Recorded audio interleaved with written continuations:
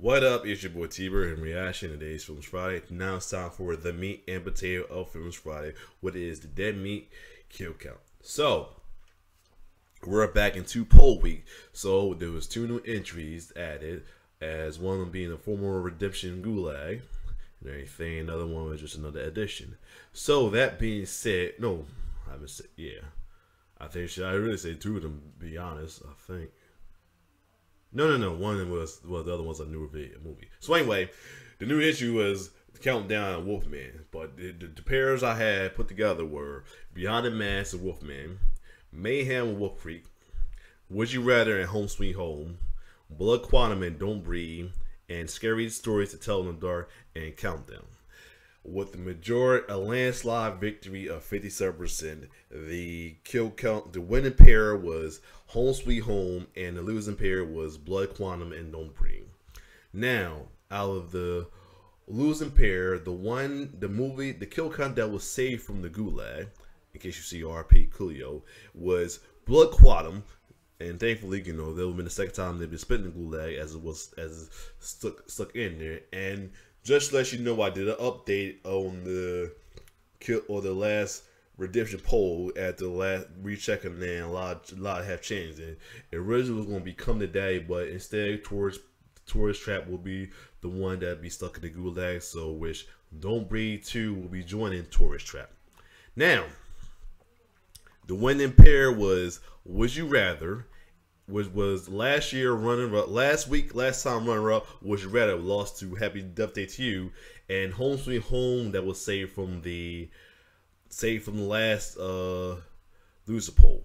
So between the two, with a landslide 80%, Would You Rather is the kill count of the week of the day. So Would You Rather came out in 2012, and I think it starred Brittany Snow, I think. Let me double check. Now, I don't know too much about this though, but it seems like another one of these type of movies that's kind of like let's see, what's the movie with the one girl? I can't think of her name. It's kind of like with Truth or Dare. Yeah, is it Truth or Dare? I think. Not Truth or Dare. Oh my god. Is it Ready or Not, or Ready or Not? Yeah, it was like Ready or Not, and a new one with the girl that's played Ramsey from Fast and Furious movies. Let me see, Ramsey. What's her name? She's on a movie that's almost kind of like that as well too. I can't think of her name is Nathalie. She's on new movies almost like that as well too. The Invitation. Yeah, it's one of these. It's like another one of these type of movies, kind of like Ready or Not or The Invitation. It has to do with some killer dinner, whatever. And listen with what from what it looks like. I could be wrong. From what it looks like, I'm saying. But let me just take a look at it. From what I look at, saw from the trailer, I think.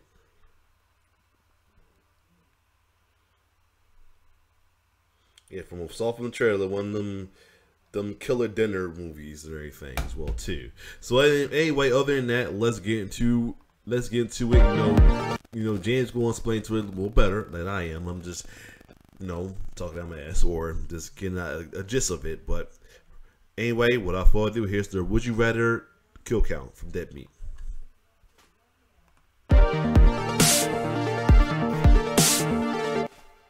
Welcome to the Kill Count, where we tally up the victims in all our favorite horror movies. I'm James A. Janice, and today we're looking at Would You Rather, an indie thriller released in 2012. Would You Rather is a death game movie, which have been quite popular lately, with the most successful modern iteration, of course, Netflix's Squid Game. Just like with Squid Game, Would You Rather functions as a statement on class, showing how the wealthy often treat the disadvanged as playthings, exploiting their tough situations for amusement. Though it's a common theme in storytelling, it was extra salient when this movie was released, premiering at Screamfest a year after Occupy Wall Street occurred. Like the Blumhouse film Truth or Dare, Would You Rather started as a mere movie title. Writer Stephen Schlachtenhaufen texted it to director David Guy Levy, and within a month they had a few pages of the script and $500,000 in financing. Their resultant low-budget bottle film is one of the most miserable movies I've ever seen. But I don't mean that in a bad way. I always try to judge a film based on what it's trying to do. Would You Rather is trying to make you feel totally devastated, and by that measure, it's a resounding success. Jeffrey Combs, one of my all-time favorite screen performers, gives a performance as memorable as his iconic turn in Reanimator. Dr. Herbert West was an unethical anti-hero, but Shepard Lambrick is one of the most despicable characters from any film I've ever covered on this channel. The glee with which he lords his power over his victims is disgusting. Surrounding him is an exceptional cast, playing characters who find themselves in an unwinnable power struggle for survival. This is a damn good movie, and boy is it difficult to watch. Might be easier to get through with a fine glass of wine, so thank goodness for today's sponsor, Bright Cellars. Bright Cellars is a wine subscription service that sends a custom-tailored selection of wines straight to your door. Always support his sponsorship, because you know it's his sponsorship endorsement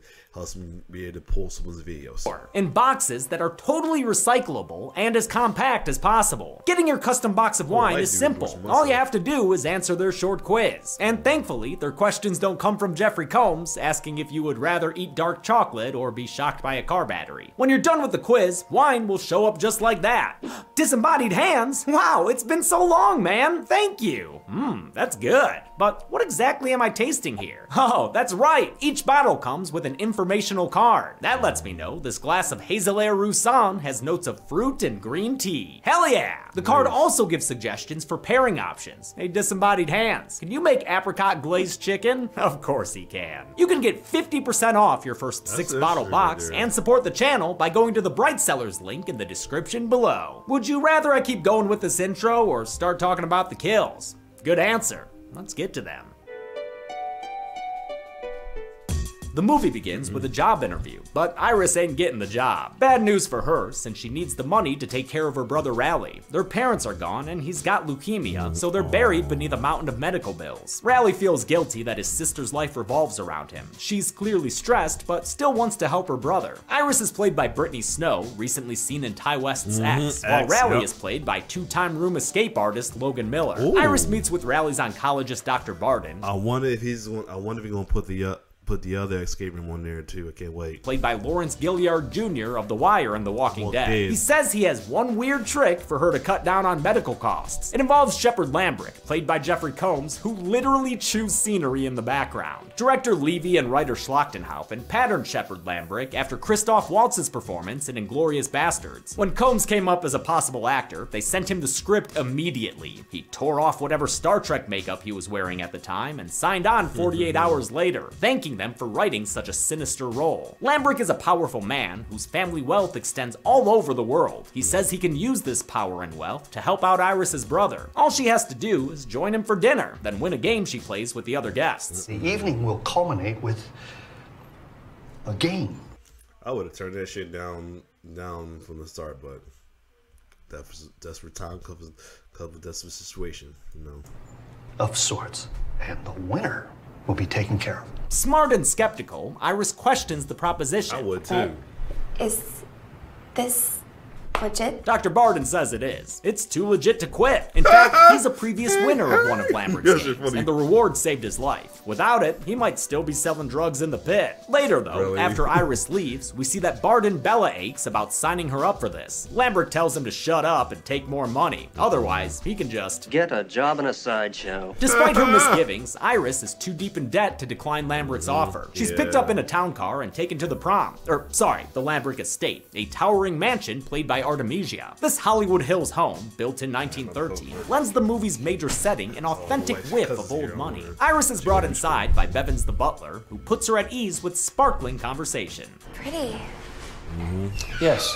She is the 8th and final participant to arrive. Two of her fellow gamers, Lucas and Cal, are friendly and introduce themselves to her. You can tell Lucas likes her since he busts out the thesaurus. As you can see, they're not exactly gregarious. Indubitably. Iris eyeballs the competition with insight from her new clique. Wheelchair user Linda, played by shameless laundromat owner June Squibb, gambling man Peter, played by trailer park patron saint Rob Wells, standoffish Amy, played by former adult film star Sasha Grey, conspiracy-minded Conway, played by Chud Hunter John Hurd, and Iraq War veteran Travis, played by Madman Charlie Hoffheimer. I know that's a lot all at once, but don't worry, we'll have plenty of time to get to know them, or most of them. Iris, Lucas, and Cal toast their fast and not at all ill-fated friendship. They and the others are forced to hand over their phones and wallets, then are seated at the banquet table to kick off the night's events. Shepard Lambrick appears from beyond and introduces Julian, his fuckboy fail son. This character was crafted specifically. Oh shit! They got the dude, got this guy. Oh boy, this is gonna be interesting. If you ever see anything this guy is on, he's a mess. He's a mess. One problem one is Penguin, and most recently was on Law and Order Organized Crime. Oh man, he's gonna be a mess. For Robin Lord Taylor, who seemed like one of the best parts of Gotham from what little I saw. He's perfectly detestable here as well. Julian has his father's psychopathy mixed with a big dash of incompetence. That's what we call the old Joffrey Baratheon. Wine and a fancy dinner are served, but it's meat-based, a problem for the vegetarian Iris. This inspires Lambrick to play a demo of their game. Dr. Mordred wants Iris to eat the meat. I refuse to accept that you don't have a price. Yeah, come on, lady. Eat that meat! After a bit of back and forth, Iris finally breaks down for $10,000. As if his flex of money wasn't insulting enough, Lambrick makes it an insult too with some savage mockery. A lifetime of discipline and commitment to cause wiped away by a mere $10,000. Oh, you pinkskins. With blood in the water, Lambrick next turns to Conway, noticing that he's not imbibing the wine. Conway says he's a recovering alcoholic, not that it's any of Lambrick's business. And that's when the bloom comes off the benefactor. You are here essentially begging me for money. How is it not my business? He offers Conway $10K to drink a glass of wine. And when that doesn't work, ups the temptation to $50,000 if he'll drink a whole decanter of scotch. Conway tries to resist, explaining how hard he's worked to stay sober. But John Hurd lets us know with a heartbreaking glance that he needs this stack of cash. How else will he pay off Kevin's hotel room service bill? Like Iris, he relents, hoping this one moment of weakness will be worth it if it means improving his life. Even if it does, it's still humiliating thanks to the way Lambrick treats these people like they're his toys. I love how Lambrick was introduced eating nuts and leaving the shells on the couch. It's symbolic of how he takes what he wants and is fine leaving a mess behind. With dinner and debasement over, it's time for the titular game. Would you rather? And lest you get your hopes up, they ain't gonna play the slumber party way. You're gonna make us kiss each other? Sorry, Linda. Tonight, you don't get to be a boner donor. Instead of 7 minutes in heaven, the first round is 15 seconds in hell. That's how long players will have to make a decision. If they don't decide or refuse to choose, they're eliminated. The last person remaining will win the prize money. Cal questions why Lambrick's philanthropy is only available through competition. Couldn't you help all of us? Why does this have to be a game? Because, dude, this maniac in a mansion sucks. He'd rather run a social experiment and break people down for shits and gigs than actually put his limitless wealth towards helping to improve their lives. He gives them all one final chance to leave. Conway briefly considers going home alone, but the thought of more money keeps his butt in his seat. His butt changes its mind when he sees a car battery rolled in by Bevins, who Lambrick reveals is a former MI5 interrogator. With that information, Conway goes to leave, but Shepard says that offer has expired, and he means it. Oh shit! With that, the game has officially begun. I guess you could call that the shot around the world. This inflection point is so impactful, even though we knew it was gonna happen. Especially today, when death game movies are everywhere, and this tragic turning point always occurs the first time someone gets killed. I just love the way the audio drops out as these actors do a great job selling how terrifying this would be. Once everyone is coerced back into their seats, Lambrick goes over the rules for this first round of the game. It's Dr. Vannicutt's electroshock therapy. Each player will be given the choice to jolt a neighbor in the brain, or instead. Man, it was good. It's like the slow. I like the slow build up to the terror. Oh my god! At least we got shot in the head. Sometimes it'd be worse. Ride the lightning themselves. Still, shock how he got shot in the head like that. First. Cal is first up to zap, having to choose between himself and Amy. He takes the gentleman's way out and eats voltage. If his violent reaction seems especially genuine, that's because actor Eddie Steeples volunteered to get tased so he would be familiar with the pain. Is that horrible? Yes. Amy's no shrinking Violet de Winter, and her joy shows that she's not here to make friends. She doubles down on her killer instinct by choosing to shock Linda before the question can even finish his question. Linda is next, and unable to face a second jolt, she opts to fry Peter, but that feels like his brain is short-circulating. The reactions from the other actors here are authentic in their own way. Director Levy would scare them with the sound of a real taser during takes. Next up, Lucas and Travis are in the hypothetically hot seats. Good guy Lucas says he'll take one for the team, so Travis obliges and sends the current his way. Lucas then chooses to shock himself a second time instead of passing it on to Iris. Unlike the smirking Amy, Lucas wants the players to band together and look out for each other. For the final decision of Jumper Cable Chicken, Iris lends Cal some kindness and takes the hit instead of subjecting him to a double dip. Lambrick applauds their Duracell-like durability and steps away to ready the next challenge. Some of the players start to plot how they can group up and get out of there, but before anyone can act on anything, Julian pops in to say hello. His opinion, like his father's, is that these people deserve what they get. You know, you agreed to be here. Comments like this from the Lambrick men play into the themes of classism and power dynamics within capitalism. Sometimes people choose to do things so they and their loved ones can survive, but when the choice is life or death, is there really any choice at all? Travis the vet insults Lambrick the Lesser, earning a spot on his shit list. Feller gets so worked up, he starts yelling at the top of his tiny little lungs. He tells the house staff to give the dining room a Patrick Bateman makeover. These plastic sheets are for round 2, where players will have 30 seconds to choose between the pick and the stick. They can either stab one player in the leg or beat another with an African whipping staff. A jambak. Yes, a jambak. You know he loves correcting people about that. Iris is up first, now we about to get between ice picking Cal or jambaking Travis. Travis assures her he can handle the pain, so she gives him the whip. Nah, not love taps. Lambrick likes it when you play rough. Sorry, Amber, you can't stop the beating. Director Levy chose not to show the actual whip strikes, only the wind-ups and the aftermath. He wanted to distance Would You Rather from the so-called torture porn that was still lingering around the genre in 2012. It's still a pretty gnarly aftermath though. That Oxford Next up, Lucas has to choose between stabbing Iris and whipping Travis. Yep, option B is Travis once again, thanks to that shit-eating Cobblepot. Lucas and Travis agree that a thigh stab is too dangerous, and so the soldier takes 3 more lashes for the troop. His turn is next, but he doesn't get a break. He can either stab Lucas in the leg or receive 3 lashings from Mr. Bevendier. Lucas begs the vet to stab him, but Travis refuses to break their solidarity. He bites down on his tie and takes his licks, but unfortunately for him, Bevins has beautiful form. In the deafening silence afterwards, Lambrick sees a teachable moment. It's just like life, isn't it? You either get stabbed by ice pick or beaten by jambak? There's no do-overs. Oh, that was my second guess. Next up is Peter, who can either whip the motionless Travis or stab Linda. The shrewd gambler reasons that Travis is close to death and asks Linda if he can stab her thigh since she can't feel anything below her waist. She reluctantly agrees, and Peter tries to poke her gently, but he hits that pesky artery and a June squid bursts, causing an eruption of red gold. Open wound be damned, it's Linda's turn. She wants revenge on Amy for that shock earlier, so she jabs the young woman before the countdown even starts. Amy gives her a receipt, which goes against rich guy blood sport etiquette, but our Rat King is too tickled at Linda's surprise savagery to care. Vinny Chase's girlfriend is next, with a choice of hitting Travis or stabbing any player she'd like. She tells everyone else that teamwork is for suckers. This game is about being the last one standing. She decides to go after a healthy competitor and smash cuts Iris in the chest, but amateur physician Lucas diagnoses it as just barely. Hold up. Freezing up. I'm back. Here we go. Let's get it.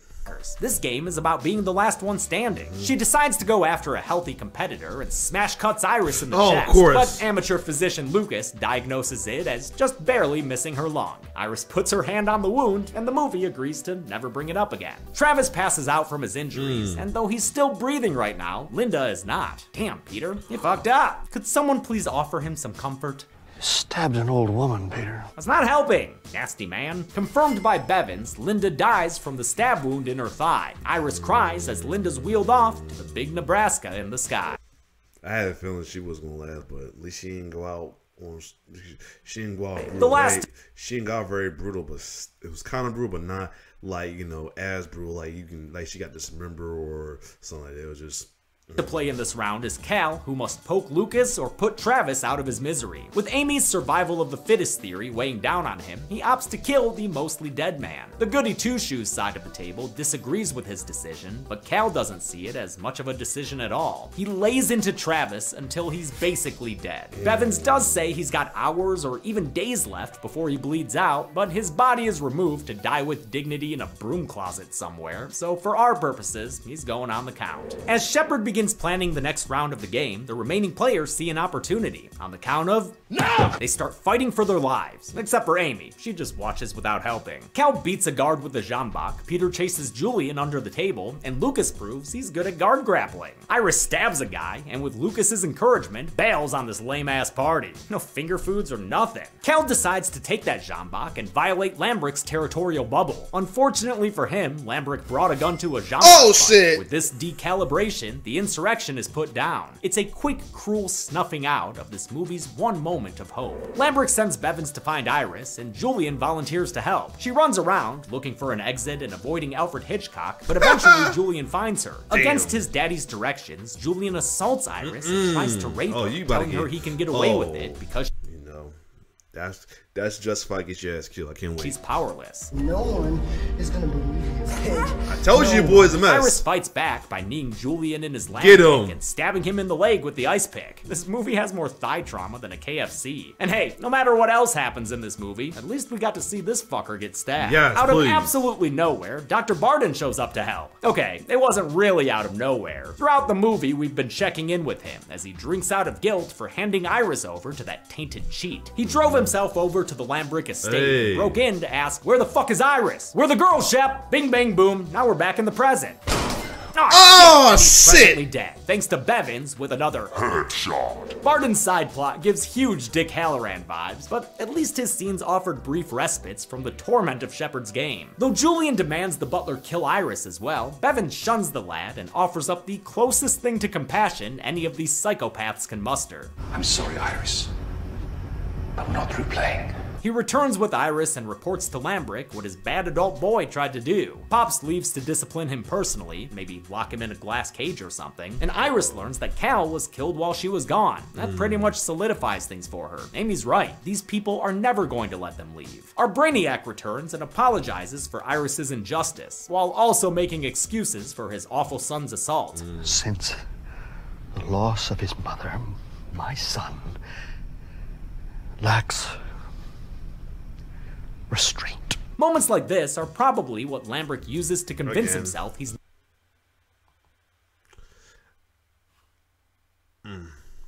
That was done.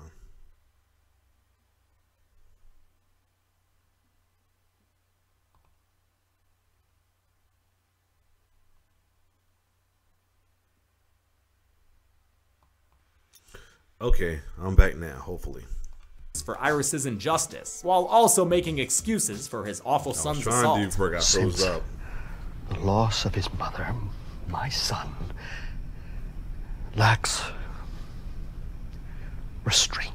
Moments like this are probably what Lambrick uses to convince himself he's not a bad guy. He is, of course, a true blue grade A piece of shit, but Jeffrey Combs' performance gives the character a nasty self-righteousness. Seriously, Combs is having a ball in this role, and it's the only thing that keeps this movie from being impossibly dour to watch. Round 3 could be called the Donkey Kong round, because it's all about that barrel, motherfuckers! This one pits the pendulum between the known and the unknown. The players can choose to spend 2 minutes underwater in the barrel, or face a unique mystery challenge hidden inside the envelopes in front of them. Peter's up first, and he gives a long Vicini-like explanation of game psychology. When he's done, he chooses the envelope, revealing a picture of a firecracker. He's gotta hold it as it goes off, so worst case Ontario, he gets a little burn. Except, this ain't no ladyfingers. It's a quarter stick of dynamite that Bevins tapes inside his fist. Lambert distances himself as the fuse is lit, which was actually done to protect Combs' wardrobe. That suit was on loan, and production didn't have a spare. Lambert points out that Peter might get lucky with the dud, but unfortunately for this gambler, the house always wins, and his fingers wind up all over the walls. The others wipe Peter's pulverized pinky pieces off themselves as he falls to the floor convulsing. He dies, not from his hand exploding, but instead tapping out to a heart attack. Oh, the odds. Lucas also opts for the envelope, and the card inside has a picture of an eye. Does that mean he gets to kiss Iris? Nah, he's not so lucky. You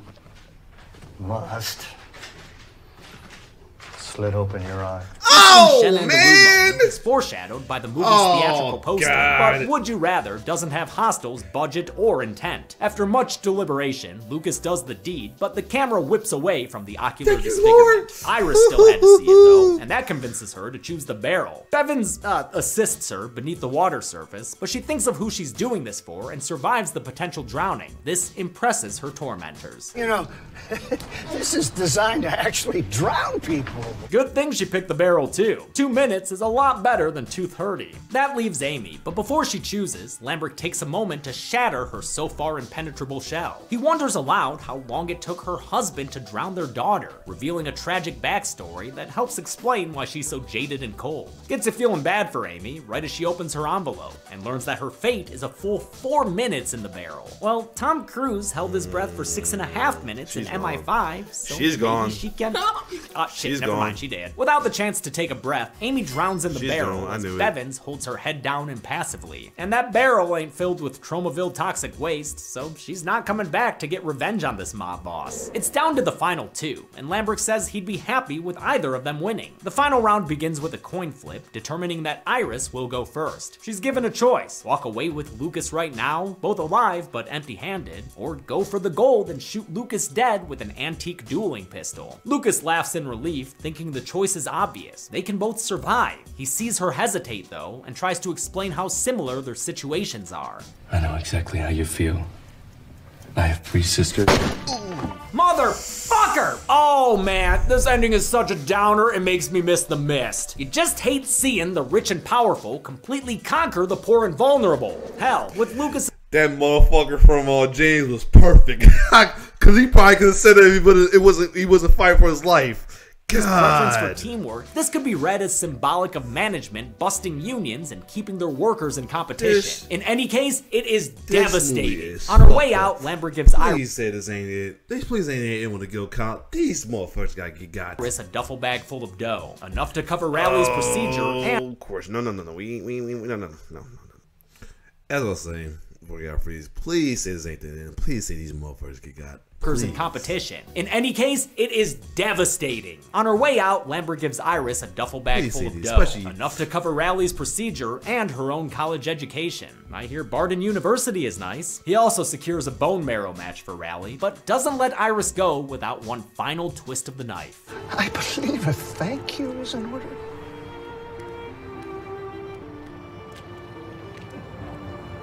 Thank you, Mr. Lambert. Oh, please. No, call me Shep. Back home, Rally's in bed as Iris remembers she has a hole in her side. Since she don't want the world to see it, because she don't think that they'd understand, she showers the wound away before trying to wake her brother up, only to learn that her gameplay was all in vain. Turns out Rally was tragically serious when he told Iris he wanted her to have her own life. The movie ends in the most bleak way possible, with Rally dead by suicide from an overdose. Well, I'm all out of smiles, and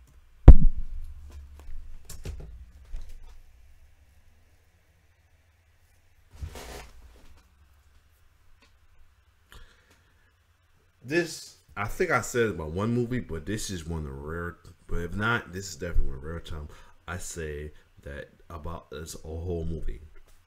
That was just, this whole movie was just fucked up. After all that. And not to mention, neither one of them motherfuckers got killed. Only the people got killed. You would have thought she would want revenge on the motherfuckers, but no. Not all that, and then telling all her brothers committed suicide. After all that.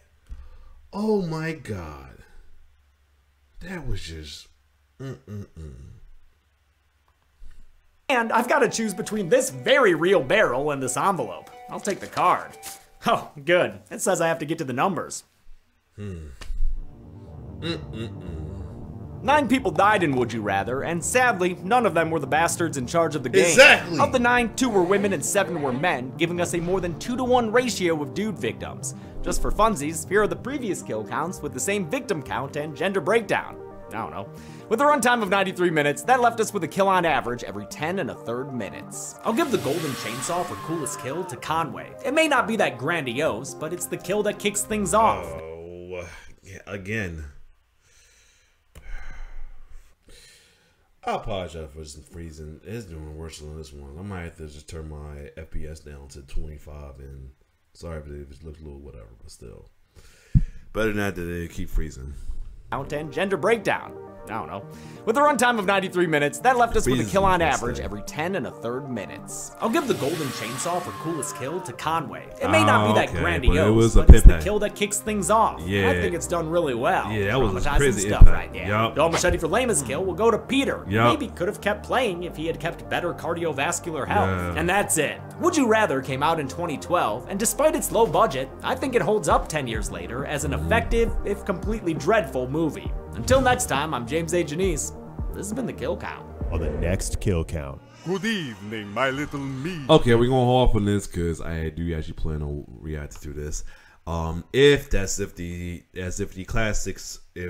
classics will be well, then again, the replacement's gonna be one that a lot of folks been asking me to do. I know it's gonna be long. If I do, I'm gonna have to break this down, but I will do it.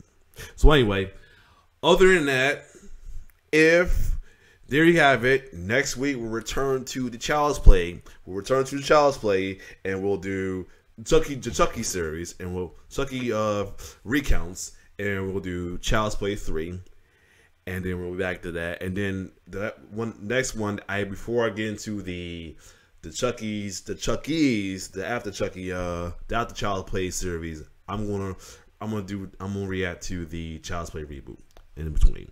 But other than that, if you like my reaction, like, share, subscribe my YouTube channel. Yeah, this one was just fucked up. The kills was light. Surprisingly, the kills was light compared to some of the stuff I saw like Ray or Not. And if you do an invitation, I know that's gonna be brutal. But the kills are somewhat light compared to it's lighter than I thought it was gonna be. I will say that. Because some of these type of movies, they can show a little brutality. Like, the only one that was, like, somewhat brutal, I guess, after the dude, showing his hand, but it was like he didn't show the hand exploding or anything. So, like I said, they was trying to take away from being the torture porn. Thank God. Because, whoo, that torture porn horror movie was enough, but it was the thing, but it was too much for a while. So, anyway, if you like my reaction, like, share, subscribe to my YouTube channel. It's your boy T-Bear signing off. One love.